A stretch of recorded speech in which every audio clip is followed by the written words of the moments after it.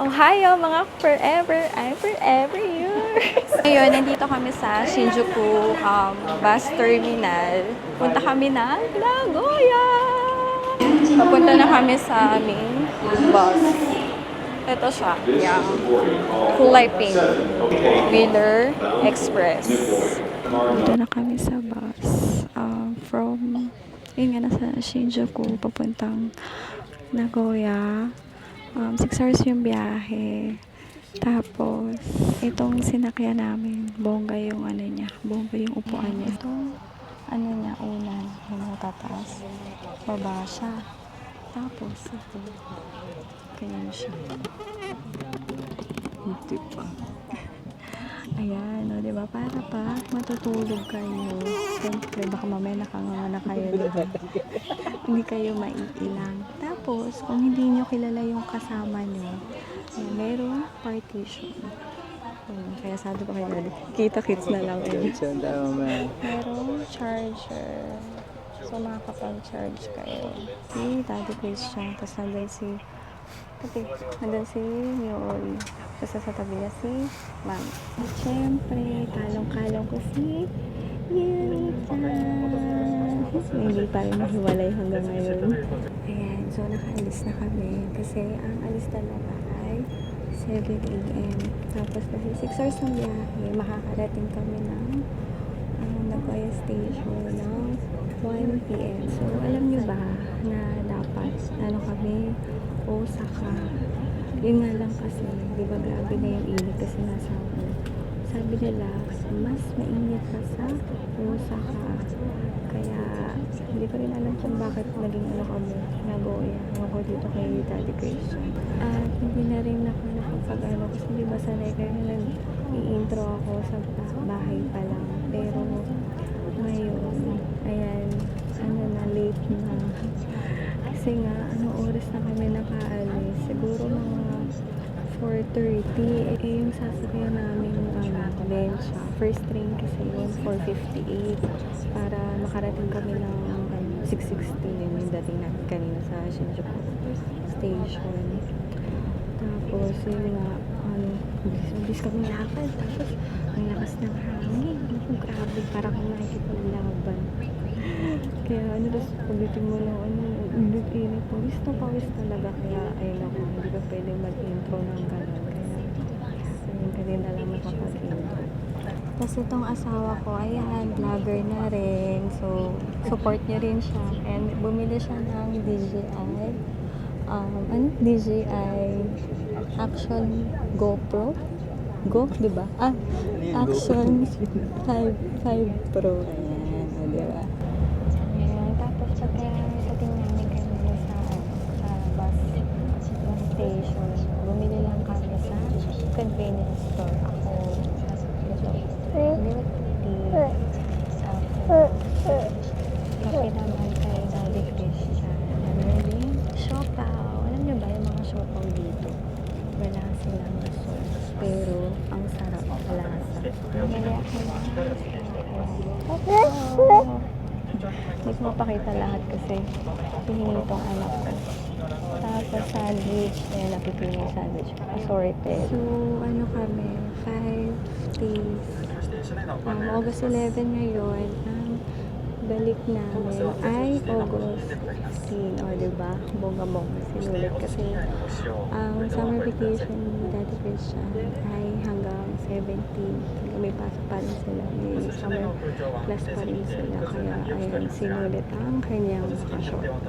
Tsaka, parang okay din, diba? Parang hindi kami nagmamadali. Parang chill-chill lang. At yun nga, excited ako kung anong mau-offer na Nagoya sa atin. 8:52 a.m. na. Nandito kami sa aming first stop. Tapos, syempre, mga gustong mag-CR. Wala kasing CR itong bus namin. Kasi, nakita nyo, lakas ng ulan. Kita nyo. Lakas talaga simula kahapon kahit yung hangin. Kaya, nako. Na lang, sana may mapuntahan pa rin kahit ganito ang panahon. Tignan nyo naman, diba?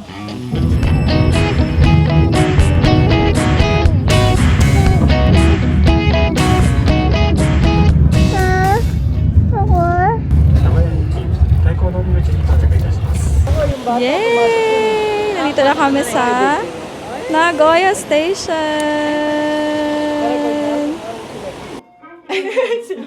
Naglalakad na kami papuntang hotel. Mag-check-in muna kami bago Oh, hindi pa! Kaya sabi sa'yo, ihinto. Grabe. Grabe ang daming tao. Grabe oh, super chill lang dito sa Nagoya. Wala masyadong tao. Pero kanina sa Nagoya Station, grabe ang tao. Kasi nga, holiday din kasi. Kanina, grabe ang ulan. Buti na lang, ayan. Kaya huminto na, kaya hindi effort maglakad. Ito na ang aming hotel. Silky Hotel. Wait. Check-in lang kami. Waiting na lang kami sa aming kwarto. At ito nandito yung mga pwede nyong kainan. Mga pwedeng puntahan. O, diba? Tapos may mga, din sila. Ganito. Parang pamphlet. Diba? Dito na kami sa aming kwarto. Kaya, tayo? Room tour. So, ito yung entrance. Tapos, nandito ang full body mirror. Then, ito yung mga hanger. Tapos, meron silang sleeper. Ito naman ang kanilang bathroom. Magkasama na yung paliguan. Tsaka yung toilet. Ayan, meron lang ditong face and hand soap. Tapos yung mga shampoo, conditioner, body wash. Tapos mga towels. Tapos ito na ang aming bed. Then, may TV. May initan ng tubig at 2 cup. Tapos may mini fridge. Diba? Then, may upuan, syempre. Tapos ito naman ang aming labas. Sorry. Diba? Wala. Walang makikita. Ayan, meron din silang pa-wifi. Ayan. So, kapag may, pag may mga kasama kayong bata, meron silang binibigay na ganito. At ang laman ay slippers. Diba? Ang cute. Then, body sponge. And last, toothbrush and toothpaste. Past 3 p.m. na at magla-lunch muna kami. Excited ako kung saan kami kakain. Ikaw? Siguro. Anong siguro? Kaya, let's enjoy Nagoya! Let's go! Sirimi pam.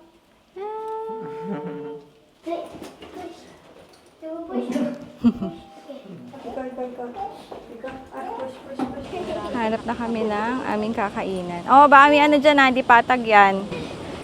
Na siya, naunto, ganyan, kumanto sa sa kahoy na table.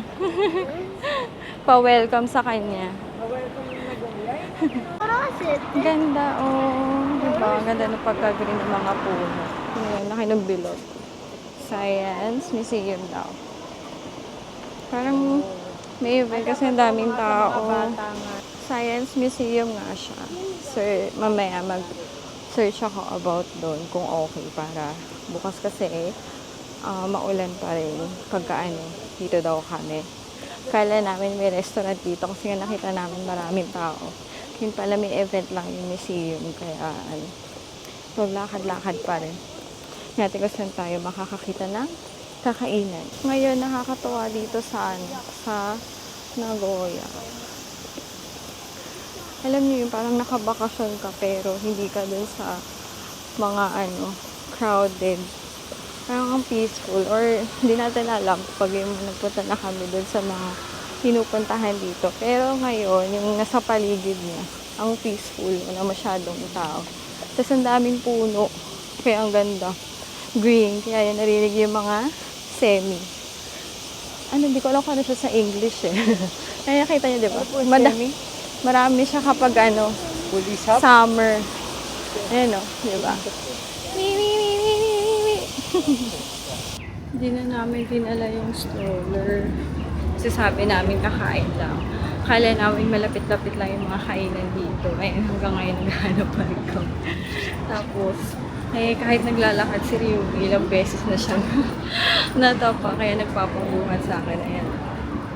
At least next time, alam na namin na kailangan talaga dali na solo. Saan kaya kami mapapadpad? Hindi pa rin namin alam kung saan kami kakain. Kasi hindi ganun kadami yung restaurant dito. Oo, dito sa part na to ha. Pero dun sa kanina sa Mismo Nagoya Station, marami. Marami talagang ano dun. Pero dito sa area namin, ano siya, konti lang. Dito na lang kami sa Comeda Coffee.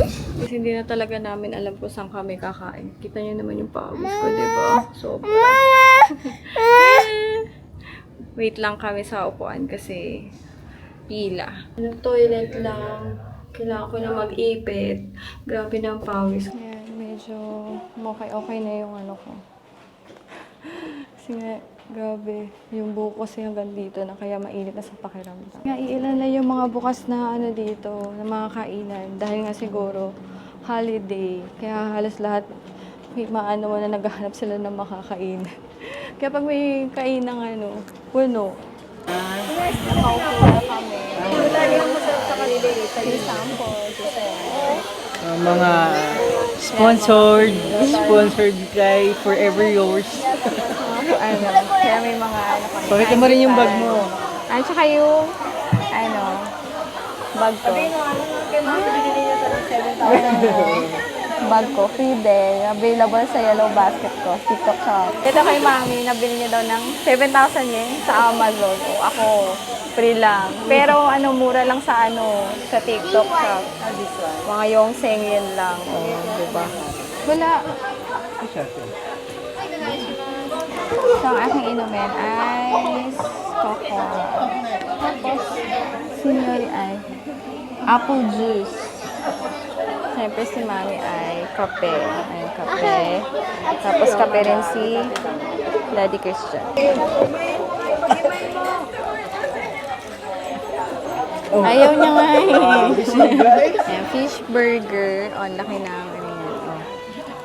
Fish burger. Tapos beef stew kay Yori. May kasama siyang tinapay. Tapos kay Mami ang kape spaghetti.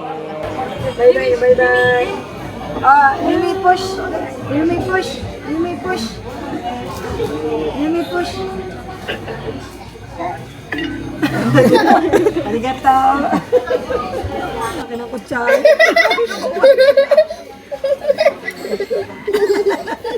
Libot-libot.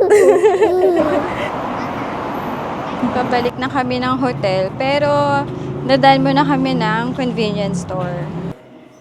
Meron silang welcome drinks. Ayan, tig-isa-isa kami, tapos pili lang kami dito.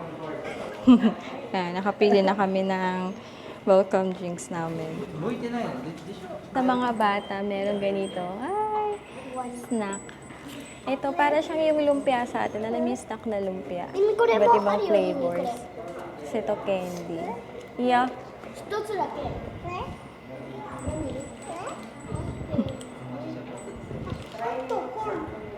Tapos may mga shampoo and conditioner naman dun sa taas. Pero ito, meron shampoo bars.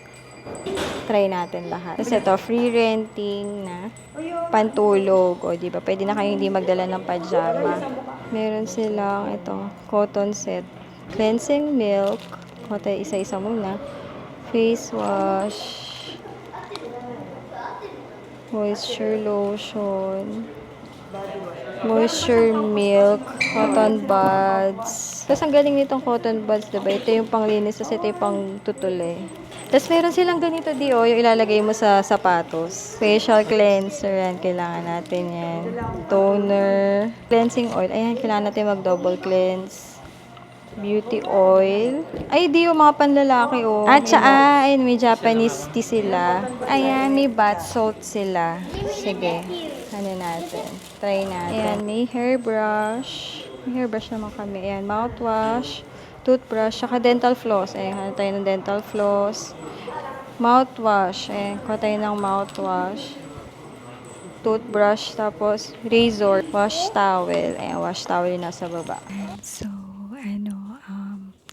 nakatulog na si Yumi, kaya halos buong bulong lang ako.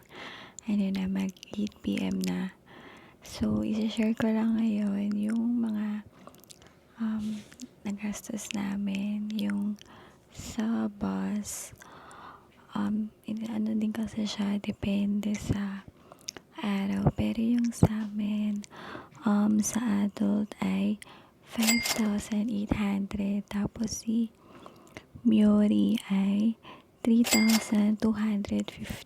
Siyempre, walang bayad si Yumi. Ang total na binayaran namin sa bus ay 41,300. Balikan na yan ha. Sa hotel naman, dali 2 rooms kami. Isang standard double room, tsaka small double room. Ang total na binayaran namin for 5 days and 4 nights ay 59,351 yen. Wala pang breakfast yun, pero may option doon kung gusto nyong mag-add ng breakfast. Bukas itatry namin yung breakfast nila. Ano siya, 1,200 per head. Dito ka na lang muna tapusin yung aming first day. So excited ako kung ano pa may offer ng Nagoya. Pero sa ngayon, ang masasabi ko, team kami ni Daddy Christian. Na-enjoy namin yung Nagoya. Ayun lamang, subscribe kayo and please follow my Facebook and Facebook page. Ayun lamang. Thank you for watching. God bless!